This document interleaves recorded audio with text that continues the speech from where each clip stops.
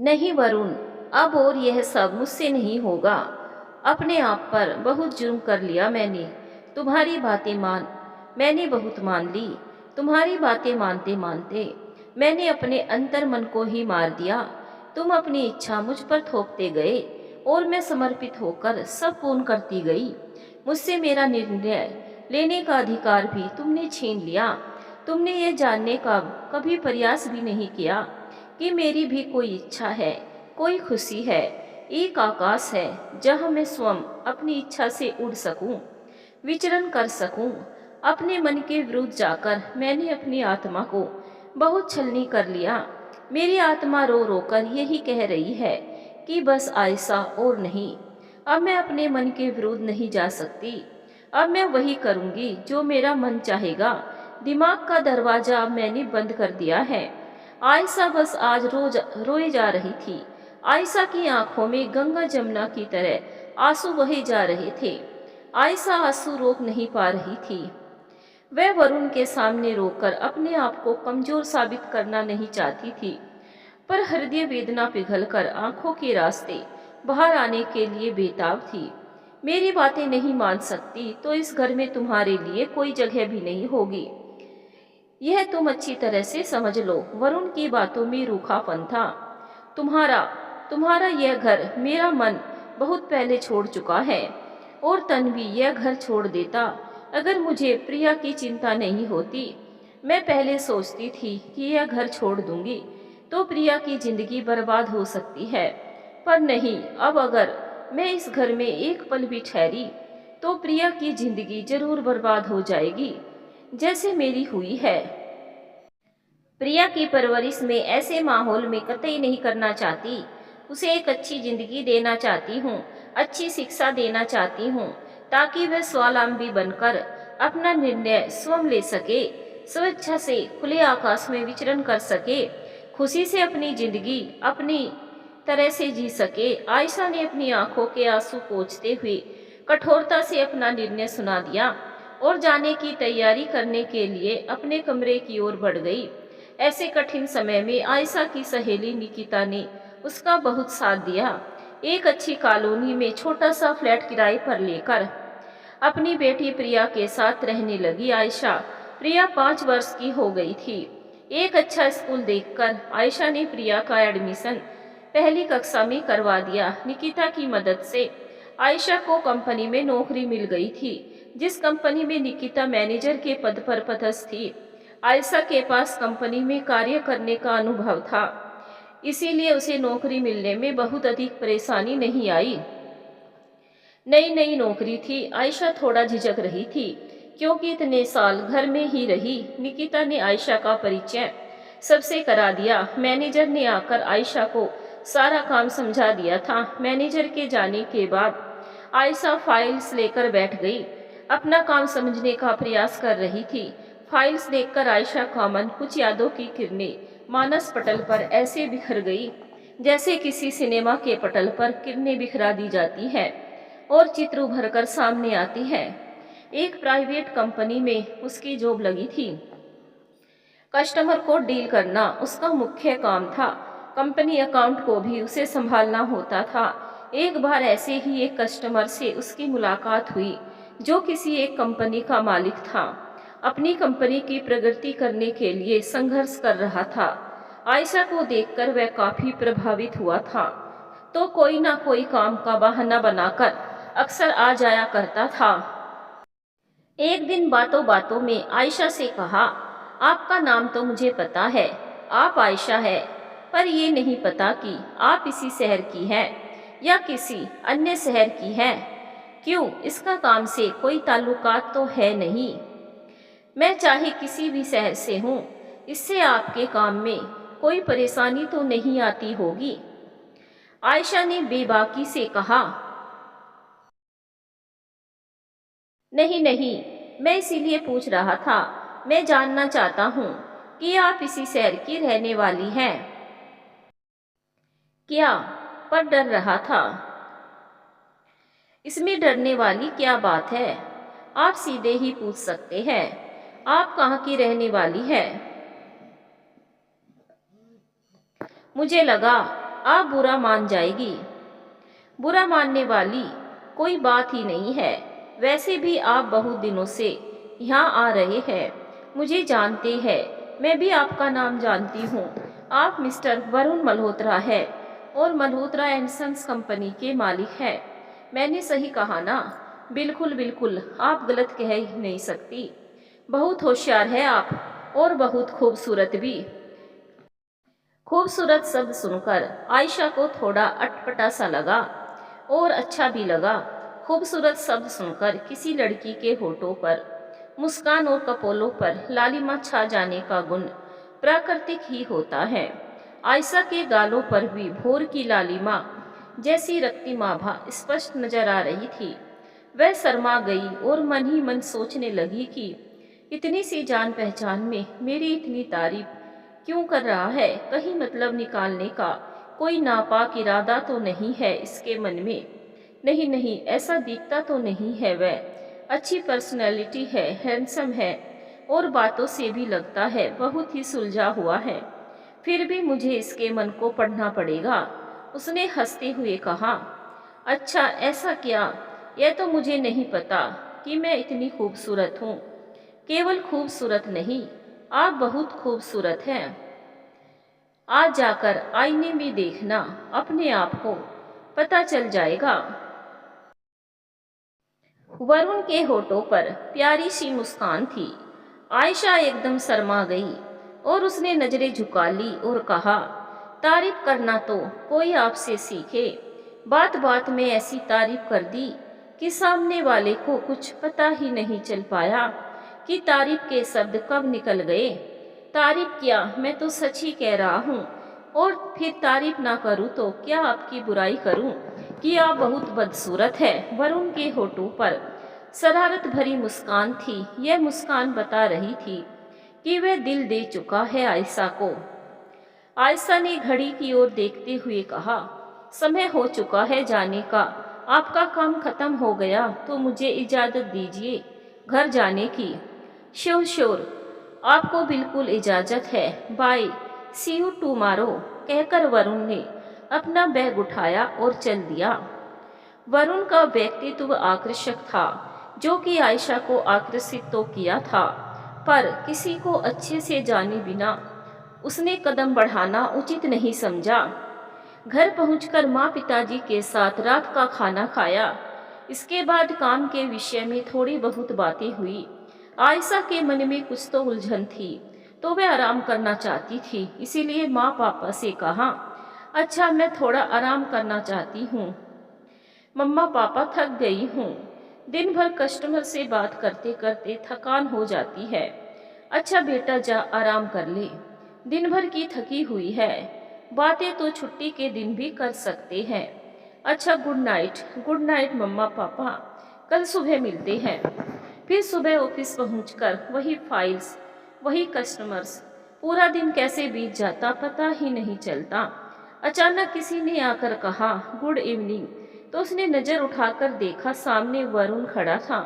शाम के करीब 7, साढ़े 7 बज रहे थे। तब गुड इवनिंग कब आए आप? मुझे तो पता ही नहीं चला, दिन भर फाइलों में उलझी रहती हूँ। सामने वाले की कोई अहमियत आपकी नज़र में हो तो तब तो आपको पता चलेगा। मैं बहुत पहले ही आया हूँ, मैनेजर से कुछ काम था, कंप्लीट करके ही आ रहा हूँ। वरुण ने थोड़ा सा नाराजगी का नाटक करते हुए कहा, अरे अहमियत कैसे नहीं है, आप जैसे लोगों के कारण ही तो हमारी कंपनी चलती है और आप जैसे लोगों को खुश रखना ही तो हमारा काम है। आयशा ने भी थोड़ा सा चुटकी लेते हुए कहा, हम जैसे लोगों को खुश रखना आपका काम है तो मेरी खुशी के लिए एक काम करना पड़ेगा आपको। वरुण भी कहाँ पीछे रहने वाला था। हाँ हाँ बताइए, काम पूरा करने का वादा रहा, काम पूरा करके ही घर जाऊंगी आज, बताइए क्या काम है। आयशा ने पूरन कह दिया, वादा किया आपको पूरा करना पड़ेगा, आप काम तो बताइए। काम यह है कि आज आपको मेरे साथ डिनर करना पड़ेगा, मंजूर है? यह काम कंपनी के काम के दायरे में तो नहीं आता। हाँ आपने सही कहा, परंतु आप वादा कर चुके हैं मुझसे, वादा तोड़ देगी क्या? आयशा मन ही मन सोचने लगी कि यह किस झंझट में पड़ गई, मैं बिना सोचे समझे वादा कर लिया। आयशा के मन में आया कि वह ना कर दे, उसे वरुण का साथ अच्छा लग रहा था। वादा निभाना तो एक बहाना था, असल में कुछ क्षण वह वरुण के साथ रहकर उसे जानना चाह रही थी। क्या हो गया? कोई जवाब नहीं मिल रहा है मुझे। आयशा को चुप देखकर वरुण ने दोबारा पूछा। हाँ हाँ, जब वादा कर दिया तो निभाना ही पड़ेगा। मैं जरा अपनी फाइलें समेट लूँ, फिर चलती हूँ। आयशा अपनी फाइलें समेटकर उठ खड़ी हुई और कहा, चलिए, पर जाएंगे कैसे? आपकी कार से या मेरी कार से? किसी की कार से नहीं, रेस्टोरेंट यहाँ से नज़दीक ही है, हम पैदल चलकर जाएंगे, बातें करते करते, वरुण ने जवाब दिया। दोनों ऑफिस के बाहर निकले और चल पड़े रेस्टोरेंट की ओर। डिनर टेबल पर आयशा खामोश बैठी मेन्यू देखने में व्यस्त थी। उसे समझ में नहीं आ रहा था वरुण के साथ क्या बात करे और क्या नहीं। वह झिझक भी रही थी, इसीलिए स्वयं को व्यस्त दिखाने का प्रयास न कर रही थी। वरुण को भी समझ में नहीं आ रहा था कि आयशा से बातें शुरू कैसे की जाए। आयशा को खामोश देखकर वरुण ने पहल की। हाँ तो आयशा, बताओ क्या ऑर्डर करे? तुम क्या खाना चाहती हो? मैं तो कुछ हल्का फुल्का लेने के मूड में हूँ, क्योंकि रात का खाना मैं हल्का ही लेता हूँ। मैं भी रात को हल्का खाना ही खाती हूँ। मैं टमाटर सूप लेना पसंद करूँगी। मैं प्लेन डोसा, एक कप कॉफ़ी के लूँगा। डिनर करते करते भी आयशा चुप थी। वह सोच रही थी, वरुण एकदम से आप से तुम पर आ गया, क्या यह सही है? आयशा की चुप्पी वरुण को खल रही थी, तो उसने पूछ ही लिया, क्या बात है आयशा? ऑफिस में तो इतनी चुप्पी नहीं देखी कभी तुम्हारी, आज इतनी चुप क्यों हो तुम? नहीं नहीं, कुछ नहीं, ऐसे ही समझ में नहीं आ रहा था बात कहाँ से शुरू करूं। ऑफिस की बात और है, ऑफिस में तो मुझे बात करने की ही सैलरी मिलती है। मेरा मुख्य काम तो कस्टमर डीलिंग ही है, तो सबसे अच्छे से बात तो करनी ही पड़ेगी ना। ऑफिस में तो आप मेरे कस्टमर होते हैं, परंतु यहाँ पर तो आप मेरे कस्टमर नहीं है। समझ में नहीं आ रहा है क्या बात करूं। मैं आपको यह सब क्यों बता रही हूँ? आपको सब पता ही है। अच्छा, तो मैं यहाँ पर क्या हूँ यह बताओ। क्या है, एक दोस्त है और क्या? आयशा ने चतुराई से जवाब दिया।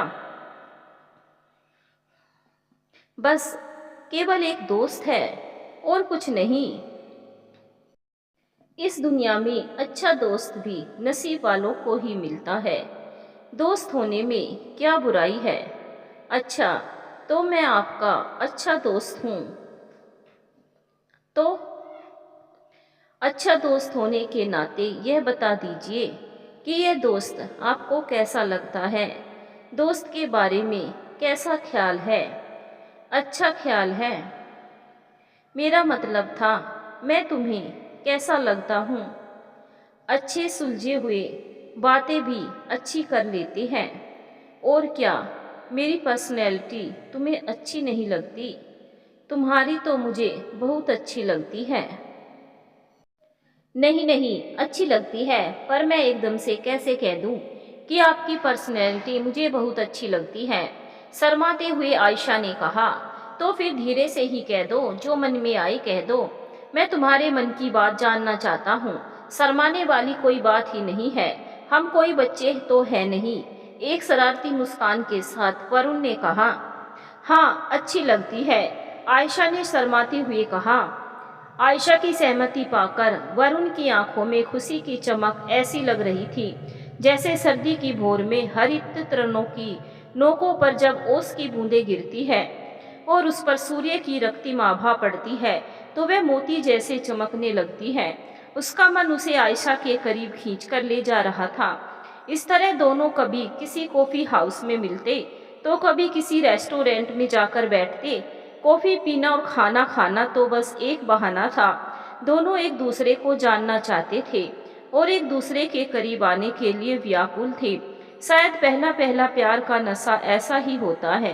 प्यार का नशा और खुमारी दोनों की आंखों में ऐसी चढ़ी थी कि दोनों को एक दूसरे की बुराई नजर नहीं आ रही थी, केवल अच्छाई ही अच्छाई नजर आने लगी। दोनों का प्यार इस हद तक परवान चढ़ चुका था कि जिस दिन दोनों नहीं मिलते तो मन इतना व्याकुल रहता कि मन की बेचैनी आंखें बयां कर देती। एक दिन आयशा की सहकर्मी ने पूछ लिया, क्या बात है आयशा, कुछ बेचैन सी नजर आ रही हो? नहीं नहीं, कोई बात नहीं है, बस एक फाइल ढूंढ रही थी। आयशा को कुछ समझ ना आया तो घबरा कर कहा, अरे झूठ मत बोलो, वरुण मल्होत्रा का इंतजार कर रही हो ना? आते ही होंगे थोड़ी देर में, उनको भी कहाँ चैन पड़ने वाला है। तुम भी ना नेहा, कुछ भी बक देती हो। किसने कहा कि मैं वरुण मल्होत्रा का इंतजार कर रही हूँ? तुम्हारी बेचैनी और तुम्हारी आंखें बता रही है, बार बार दरवाजे की ओर नजर जा रही है तुम्हारी। तुमने शायद ध्यान नहीं दिया, पर मैंने पूरा ध्यान दिया है। और नेहा हंसने लगी। अपनी चोरी पकड़ी गई देखकर आयशा चुप हो गई और अपनी नजरें नीची करके अपने काम में मन लगाने का प्रयास करने लगी। पर चंचल मन काम करने भी तो नहीं देता है। एक दिन ऑफिस में आकर वरुण ने आयशा से कहा, मेरे मम्मी पापा आए हुए हैं जो पंजाब में रहते हैं, तुमसे और तुम्हारे मम्मी पापा से मिलना चाहती है। आयशा को समझ में नहीं आ रहा था कि वरुण के मम्मी पापा अचानक कैसे आए और क्यों मेरे मम्मी पापा से मिलना चाहती है। फिर भी उसने हंसते हुए कहा, ठीक है, मिलना चाहती है तो एक दिन उन्हें घर ले आइए, जिस दिन आपको ठीक लगे। ठीक है तो कल आती है। मम्मी पापा ज्यादा दिन ठहरेंगे नहीं, बस एक हफ्ते के लिए ही आए हैं। वरुण के मम्मी पापा को आयशा की व्यवहार कुशलता एवं पर्सनालिटी बहुत अच्छी लगी। दोनों को आयशा पसंद आ गई। आपकी बेटी हमें बहुत पसंद आई, जितनी खूबसूरत है उतनी ही शालीन तथा पढ़ी लिखी भी है। हमें एक ऐसी ही बहू चाहिए थी, वरुण की मम्मी ने कहा। आपका बेटा भी बहुत आकर्षक व्यक्तित्व का है और इतनी अच्छी कंपनी का मालिक भी है। हमारे मन को तो भा गया वह। आयशा की मम्मी ने भी खुश होते हुए कहा। वरुण और उसके मम्मी पापा के जाने के बाद आयशा के मम्मी पापा आपस में बात कर रहे थे। आयशा के पापा ने कहा, बड़े सज्जन है दोनों, और वरुण भी उतना ही सुलझा हुआ लड़का है। भाई हमें तो यह रिश्ता मंजूर है। उनकी एक बात हमें बहुत अच्छी लगी कि उन्हें दहेज नहीं चाहिए। उन्होंने लेन देन की बात हम पर ही छोड़ दी है। हाँ, आप बिल्कुल सही कह रही है। उनका यह कहना बड़े हृदय होने का घोतक है। आप जो भी देना चाहे अपनी बेटी को दीजिए, हमें दहेज का लोभ नहीं है। हमारे पास भगवान का दिया हुआ सब कुछ है। हमें भी सब लोग बहुत अच्छे व शरीफ लगे। आयशा बेटा, तुम क्या कहती हो? आयशा की मम्मी ने कहा, आप लोग मुझसे ज्यादा अनुभवी हैं। आप लोगों को वे अच्छे लग रहे हैं तो अच्छे ही होंगे, और वरुण को तो मैं पहले से ही जानती हूँ, अच्छा सुलझा हुआ है। आयशा ने धीरे से कहा। फिर क्या, मियाँ बीवी राजी तो क्या करेगा काजी? आयशा के पापा जोर से हंस पड़े तो सभी एक साथ हंस पड़े। आयशा की शादी वरुण के साथ हो गई। शादी के बाद आयशा के मम्मी पापा उसके भाई के पास, जो लखनऊ में रहता है, वहां पर चले गए। आयशा अपने पति वरुण के साथ मुंबई में रहने लगी। आयशा अपनी नौकरी छोड़ना नहीं चाहती थी, पर वरुण के कहने पर कि तुम मेरी कंपनी में मेरी सहायता करो, पढ़ी लिखी हो, अनुभवी हो, तुम्हारा अनुभव मेरी कंपनी को आगे बढ़ाने में मदद करेगा। तुम्हें ऑफिस में देखकर ही मैंने तुम्हारा अनुभव परख लिया था। अपने पति से तारीफ पाकर आयशा गदगद हो उठी।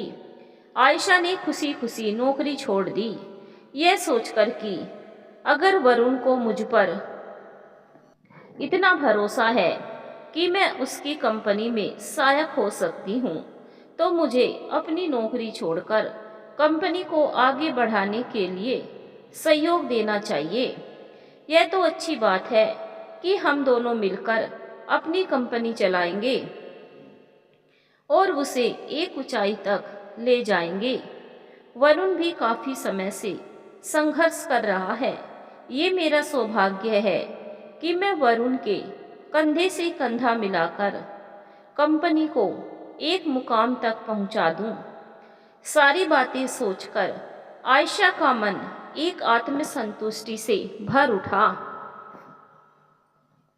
कंपनी चलाने के लिए रोज रोज पार्टी में जाना, नए नए लोगों से मिलना, उनके साथ डांस करना, मिल बैठकर पीना, यह सब करना पड़ेगा।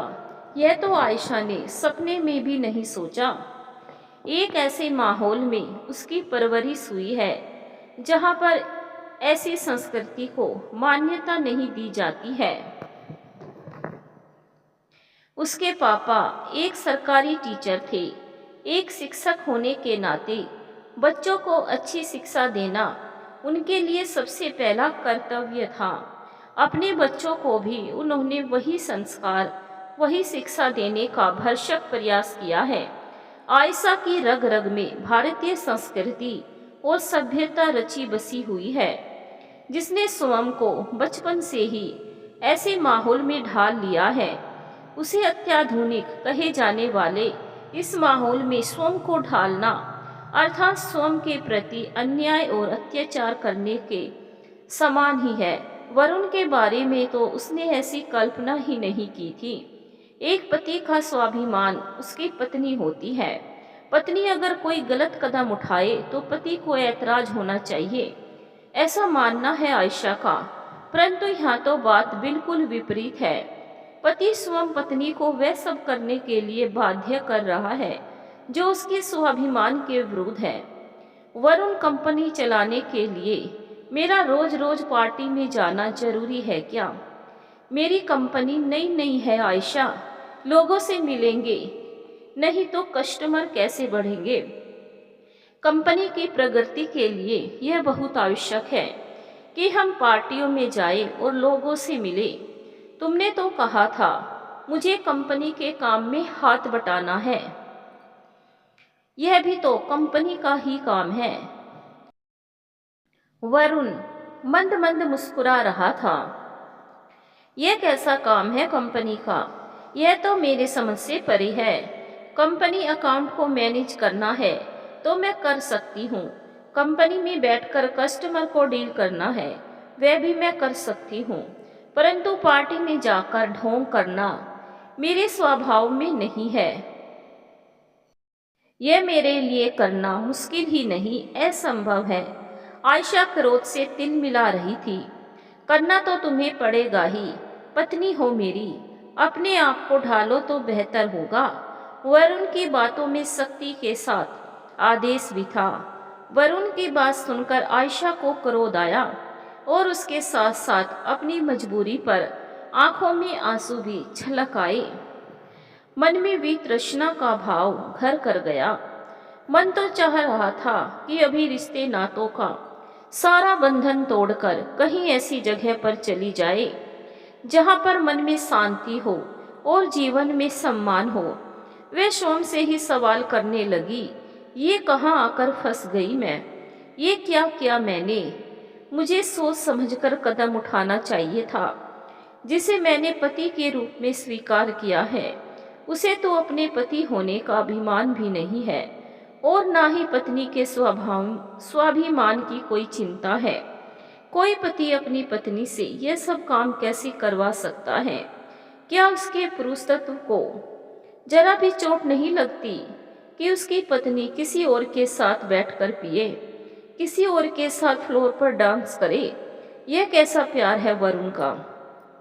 यह कैसी आधुनिकता है जो इंसान को अपनी संस्कृति भुलाकर इतने नीचे गिरा देती है?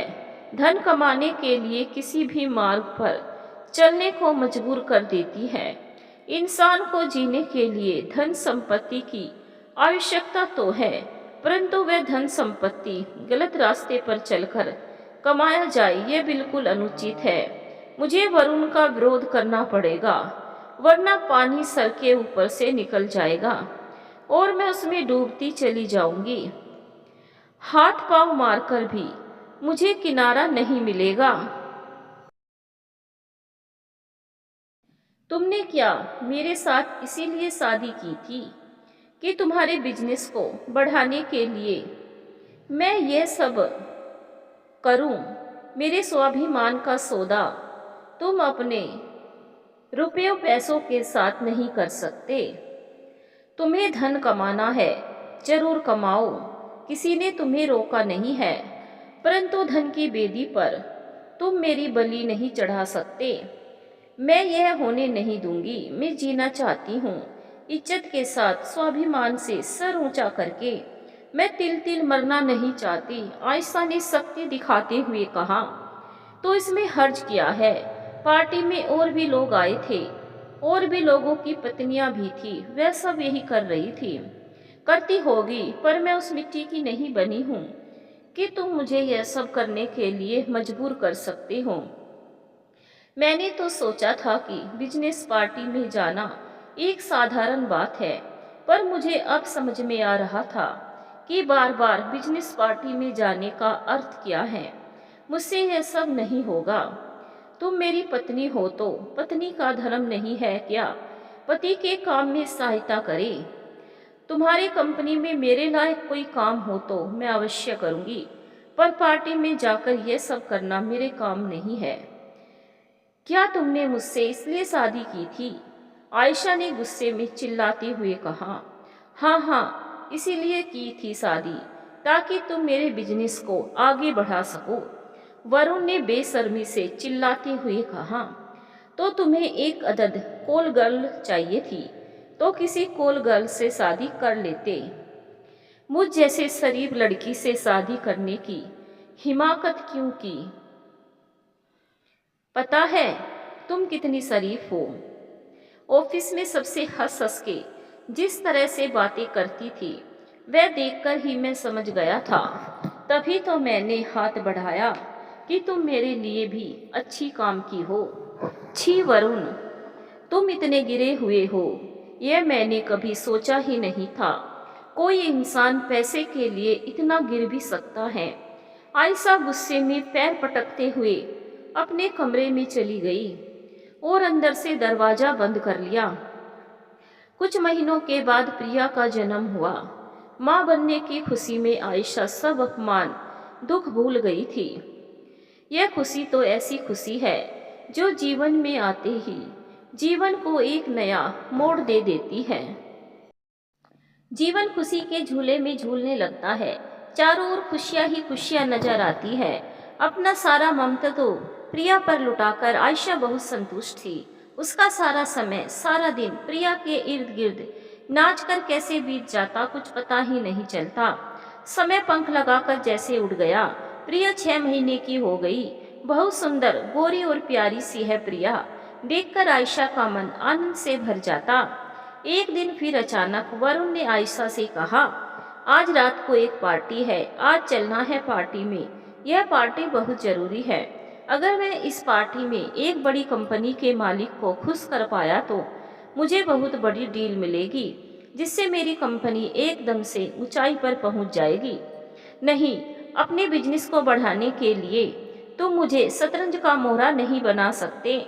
वैसे भी प्रिया अभी छोटी है, उसे छोड़कर मैं नहीं जा सकती। उसे समय पर दूध देना, खाना खिलाना बहुत जरूरी है, नहीं तो रोएगी। आयशा ने बहाना बनाते हुए कहा, प्रिया को संभालने के लिए घर में नौकरानी है, तुम्हें इतनी चिंता करने की जरूरत नहीं है। तुम तैयार हो जाना जाने के लिए। आदेश करते हुए वरुण निकल गया। प्रिया की चिंता करते हुए मन मारकर आयशा को जाना पड़ा। यह सिलसिला अब फिर से शुरू हो गया था। आए दिन वही पार्टी, वही सब दिखावा, वही सब रंगढंग। मन ना चाहते हुए भी आयशा को प्रिया के बारे में सोचकर सब करना पड़ा। यह सब करते करते वह थक चुकी थी। उसके जीने की इच्छा जैसे दम तोड़ने लगी थी। प्रिया का प्यारा सा मुखड़ा देखती तो फिर जीने की इच्छा बलवती होने लगती। नहीं, मुझे इस तरह हार नहीं माननी है। मुझे प्रिया के लिए जीना है। कहीं से एक शक्ति आकर उसके अंदर समा जाती और वह उठकर खड़ी हो जाती। दोबारा जिंदगी के इस कठोर मार्ग पर चलने के लिए।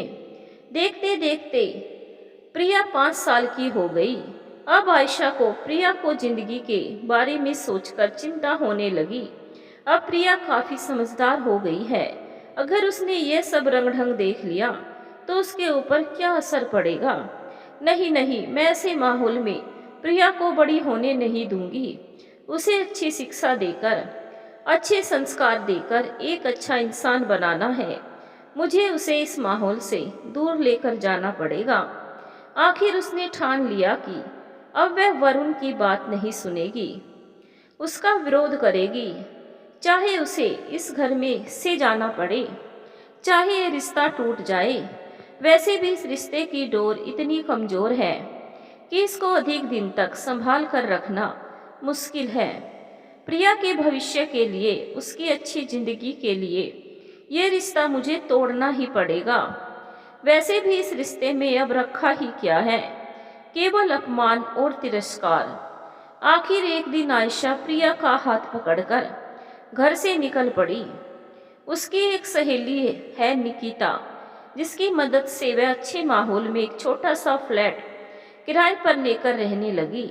निकिता जिस कंपनी में मैनेजर के पद पर है, उसी कंपनी में निकिता की मदद से ही आयशा को अकाउंटेंट की नौकरी मिल गई।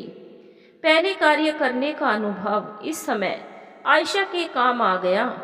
कहते हैं ना कि ईश्वर सारे रास्ते कभी बंद नहीं करते। इस कठिन समय में निकिता का साथ निभाना केवल एक संयोग नहीं है, ईश्वर का भी हाथ है इसमें। 6 महीने के बाद एक वकील की सहायता से आयशा ने कोर्ट में तलाक का केस दायर कर दिया। उसने ठान लिया कि मुझे किसी भी कीमत पर वरुण से और उसकी नारी के प्रति घिनौनी सोच से मुक्ति पानी है। आयशा को प्रिया के साथ जीवन का यह सफर बहुत सुहाना लग रहा है। एक सुकून है, एक अपनापन है, एक खुला आकाश है जहां वह पंख फैलाकर प्रिया के साथ उड़ सकती है। ऑफिस से आने के बाद का समय प्रिया के साथ हंसी खुशी से बीत जाता। उसने घर में एक आया रख ली है जो प्रिया को स्कूल से ले आती है और उसकी देखभाल करती है। सुबह उठकर प्रिया को स्कूल भेजना, उसका टिफिन तैयार करना, दोपहर का खाना तैयार करना, फिर ऑफिस जाना। ऑफिस से आकर फिर प्रिया के साथ उसकी पढ़ाई में मदद करना, उसके साथ खेलना। समय कैसे निकल जाता कुछ पता ही नहीं चलता। व्यस्तता भरी है जिंदगी। आयशा को बहुत अच्छी लग रही है। ऐसा लग रहा है जैसे सही मायने में वह अब जीवन जी रही है, जीवन का कोई अर्थ है। आयशा का तलाक का केस भी काफी जद्दोजहद के बाद एक सकारात्मक नतीजे पर पहुंचा। उसको तलाक मिल गया। वरुण ने प्रिया को अपने पास रखने के लिए कोर्ट में अर्जी डाली थी, पर अंत में कोर्ट ने यह निर्णय सुनाया कि जब तक प्रिया बालिग नहीं हो जाती तब तक वह अपनी मां के पास ही रहेगी। बालिग होने के बाद उसे कहाँ रहना है, यह निर्णय वह स्वयं लेगी। इस बात से आयशा को काफी राहत महसूस हुई। वह निश्चिंत हो गई प्रिया को लेकर। आयशा ने कई बार सोचा कि वह शहर छोड़कर चली जाए, पर अपनी नौकरी की वजह से छोड़ नहीं पाई। वह पीछे मुड़कर देखना नहीं चाहती है। पीछे जो घटित हुआ उसे भूल जाने में ही उसकी और प्रिया की भलाई है। वैसे भी दुखद अतीत को भुलाकर वर्तमान में जीना ही बुद्धिमानी है। और वह प्रिया के साथ हर पल को खुशियों से महकते हुए जीने लगी। समय का चक्र इतनी तेजी से चल रहा था कि देखते ही देखते कितने साल निकल गए पता नहीं चला। प्रिया 8वीं क्लास में पहुंच गई। पढ़ाई में बहुत होशियार है वह। प्रिया अपनी पढ़ाई में व्यस्त और आयशा अपने ऑफिस के कार्य एवं उसके पश्चात प्रिया के साथ समय कहाँ से निकल जाता पता ही नहीं चलता। छुट्टियों में आयशा प्रिया को लेकर वहीं निकल पड़ती भ्रमण के लिए जहाँ प्रिया की इच्छा होती। कभी कभी लखनऊ निकल जाती अपने माता पिता एवं भाई से मिलने के लिए। प्रिया अपने नाना नानी, मामा मामी एवं भाई बहनों से मिलकर बहुत आनंद का अनुभव करती, क्योंकि मुंबई में माँ के अलावा सगा कहने वाला कोई था ही नहीं। उनके साथ मिलकर लखनऊ घूमने में तो उसे बहुत ही आनंद आता। इतनी कम उम्र में आयशा का अकेलापन तथा संघर्षपूर्ण जीवन देखकर उसके माता पिता का हृदय द्रवित हो उठता। वे आपस में बातें करते, हमने तो कितना अच्छा लड़का देखकर उसकी शादी की थी। वरुण की बातों में कितनी मिठास थी, कितना अपनेपन से बातें करता था वह। परंतु वह ऐसा निकलेगा किसे पता था। हमने तो सपने में भी नहीं सोचा था कि एक दिन ऐसा समय भी आएगा। ऊपर से देखकर किसी का हृदय तो पढ़ नहीं सकते। जितना इंसान के वश में होता है वह उतना ही प्रयास करता है, बाकी तो ईश्वर का खेल है। वरुण के बारे में जानकर उनके हृदय में उसके लिए इतनी घृणा भर चुकी थी कि वे उसका नाम सुनना भी पसंद नहीं करते। दोनों ने कई बार आयशा से कहा भी, बेटा लखनऊ में कोई नौकरी ढूंढो और ही चली आओ हमारे पास। प्रिया को भी हमारा साथ मिल जाएगा, वह भी तो वहाँ पर अकेलापन महसूस करती होगी। यहाँ पर उसके ममेरे भाई बहन भी हैं। आयशा का जवाब होता, नहीं माँ नहीं पिताजी, यह मेरा जीवन है और मेरे जीवन की समस्याएं हैं। मैं अपने कारण किसी और को परेशान नहीं करना चाहती। क्या पता कल भैया भाभी को हमारा यहाँ आना पसंद ना आए। मैं किसी पर बोझ नहीं बनना चाहती। संघर्ष के बिना जीवन का अर्थ ही क्या है। मुझे संघर्ष करने दीजिए। प्रिया मेरे साथ है ना, उसका सहारा ही बहुत है।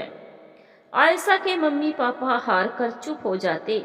उनकी आंखों के कोरों से बूंदें झिलमिलाने लगती। एक दीर्घ सांस छोड़कर बस इतना ही कहती, ठीक है बेटा, तुम्हें जिससे खुशी मिले वही करो, हम तुम्हारे साथ है।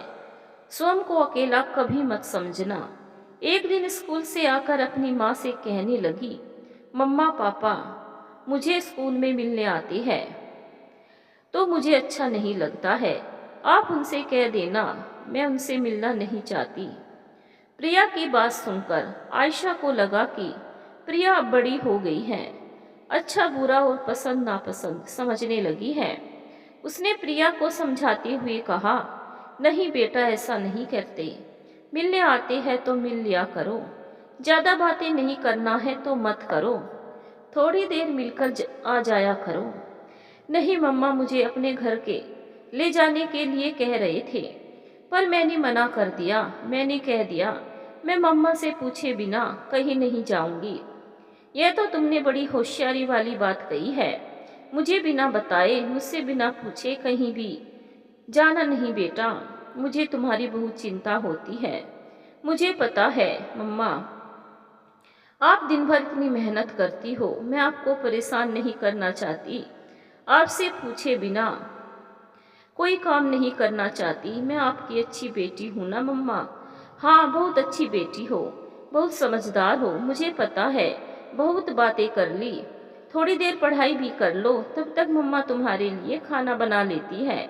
आयशा ने प्रिया का माथा चूमते हुए कहा, ठीक है मम्मा आप खाना बनाओ, मैं जाती हूँ पढ़ने के लिए। कहकर प्रिया अपने कमरे में चली गई। प्रिया बहुत समझदार हो गई है। धीरे धीरे सारी बातें उसको समझ में आ रही है। समय बड़ा बलवान होता है। समय ने उसे छोटी उम्र में ही सब कुछ सिखा दिया। अपनी पढ़ाई बहुत लगन से करती है ताकि जीवन में कुछ बन सके और अपनी माँ को खुशी दे सके। इस बार 10वीं कक्षा की बोर्ड की परीक्षा है। उसने अपनी मम्मा को एक गिफ्ट देने का विचार बना लिया है। अगर वह 10वीं में मेरिट में आती है तो मम्मा बहुत खुश होगी, उसे पता है।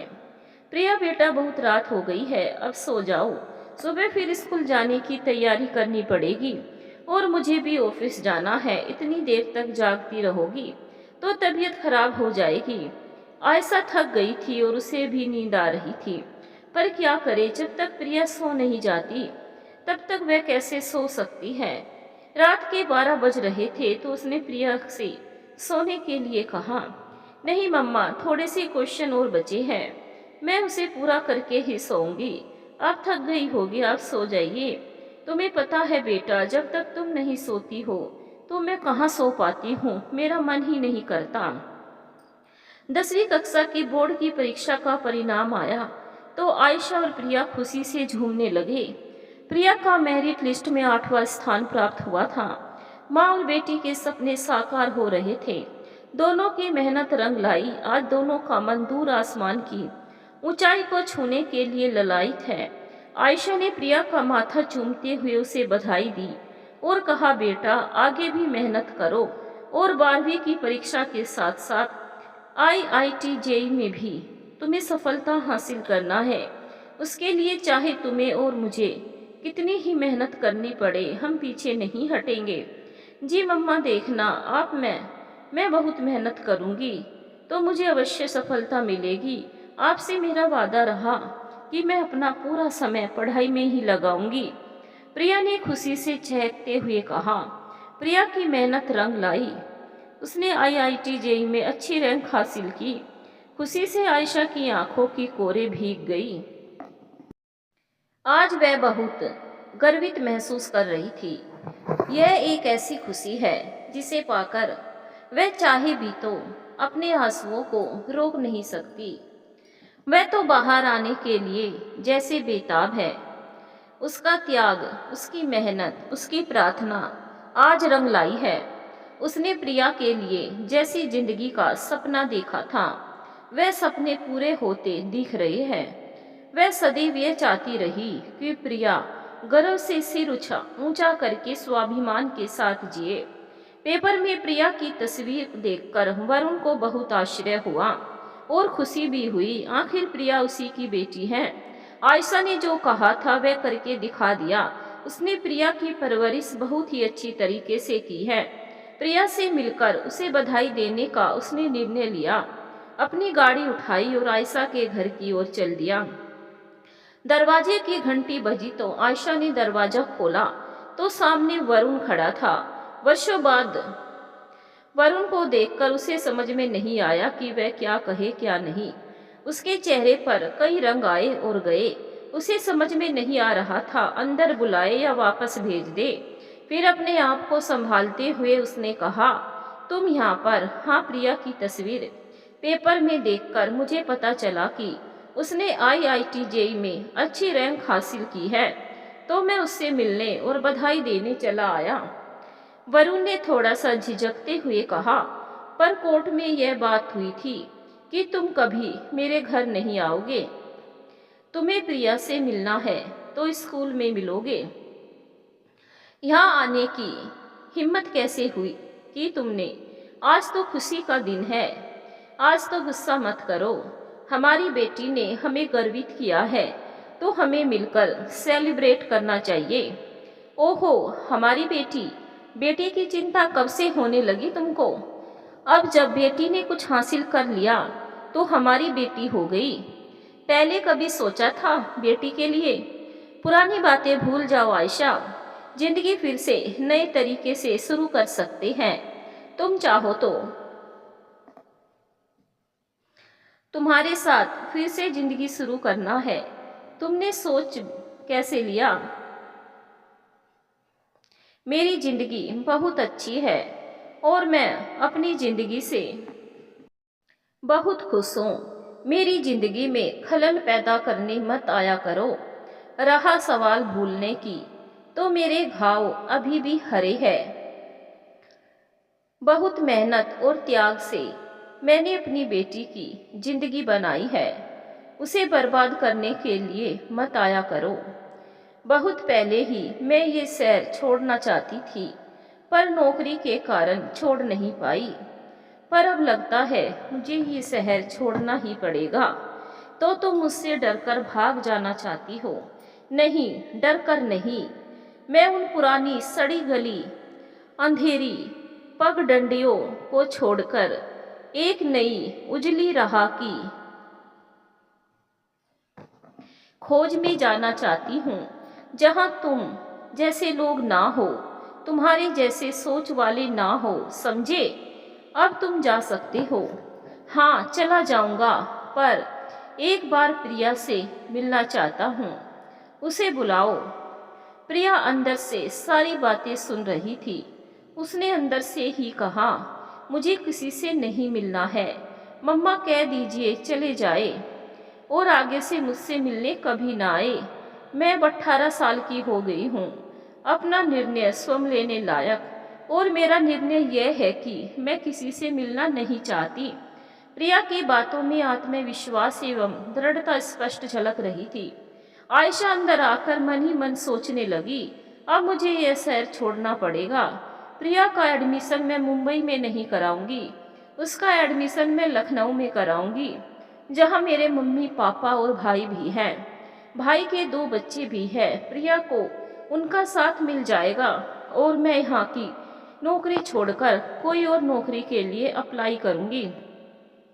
आप क्या सोच रही हो मम्मा? मैं हूं ना आपके साथ, आप अकेली नहीं हो। अब डरो मत। हम क्यों डरे किसी से? हमने कोई गलत काम नहीं किया। आयशा प्रिया को गले लगाकर रो पड़ी। वह सोचने लगी कि प्रिया कितनी बड़ी और कितनी समझदार हो गई है। अपने मम्मा को भी समझा लेती है। कितना बड़ा सहारा है यह मेरे लिए। मेरी प्रिया नहीं होती तो मैं कैसे जीती। मैं डर नहीं रही हूँ बेटा, मैं सोच रही हूँ कि तुम्हारा एडमिशन लखनऊ में करा देंगे। वहाँ पर नाना नानी एवं मामा मामी और उनके बच्चे हैं। उनसे मिलकर तुम्हें बहुत अच्छा लगेगा, उन लोगों का साथ हो जाएगा। हाँ मम्मा, यह बात मैंने भी कई बार सोची है, पर मैंने कुछ कहा नहीं, क्योंकि आप इतनी समझदार हो, इसीलिए सारी बातें आप पर छोड़ दी। आप जैसा चाहोगी वैसा ही करेंगे। लखनऊ में एक नई कंपनी से आयशा को ऑफर आया। प्रिया का भी ऑनलाइन एडमिशन आईआईटी लखनऊ में हो गया था। वहां जाकर बस एडमिशन की बाकी फॉर्मेलिटीज पूरी करनी है। दोनों बहुत खुश थे। उधर आयशा के मम्मी पापा भी बहुत खुश है, प्रतीक्षा कर रहे हैं कि कब दोनों आए और कब उनसे मिले। माँ बेटी दोनों की आंखों में खुशी की चमक है। प्रिया इंजीनियरिंग कॉलेज में, वह भी आईआईटी जाने के लिए बहुत उत्सुक है। बहुत सारे सपने हैं उसकी आंखों में, जिसे उसे पूरे करने हैं अपने लिए और अपनी मम्मा की खुशी के लिए। मन में एक गुदगुदी सी हो रही है, यह जानने के लिए कि कॉलेज लाइफ कैसी होती है। जाने की सारी तैयारी कर ली दोनों ने। आज दोनों अपनी जिंदगी के सफर में एक नई दिशा, नई मंजिल की तलाश में कदम से कदम मिलाते हुए घर से बाहर निकल पड़ी। दूर खड़ी मंजिल अपनी बाहें फैलाकर पुकार रही है, आओ तुम्हारा स्वागत है। धन्यवाद दोस्तों।